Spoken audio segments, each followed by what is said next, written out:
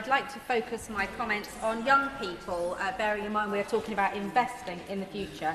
I held a youth conversation last week and I was so impressed with their focus on much broader issues, including housing and their fear of the far right.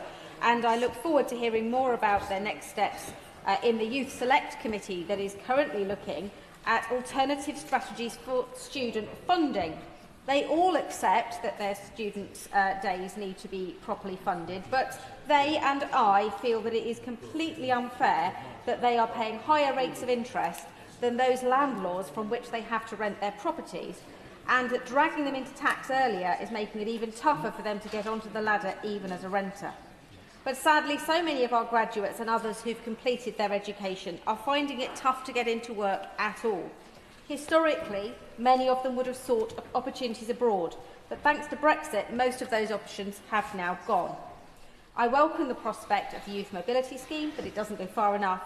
And if the Chancellor is serious about fixing economic stagnation, cutting red tape and creating jobs, she would announce a new customs union with the EU generating £25 billion a year in taxation alone, and really giving us a period of renewal.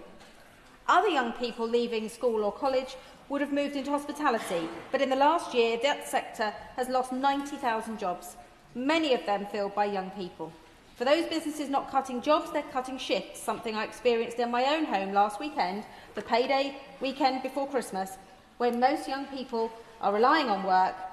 Two of my children had their shifts cut in two separate successful businesses. The failure of the government to hear the Liberal Democrat call to cut VAT means there will likely be more cuts for young people and older people in their shifts as the winter months arrive.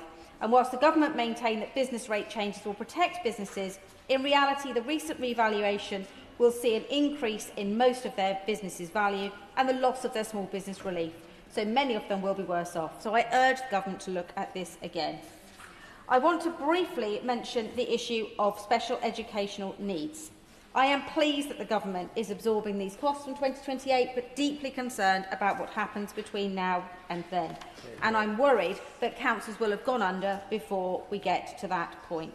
Finally, Madam Deputy Speaker, as time is short, I want to mention the issue of devolution.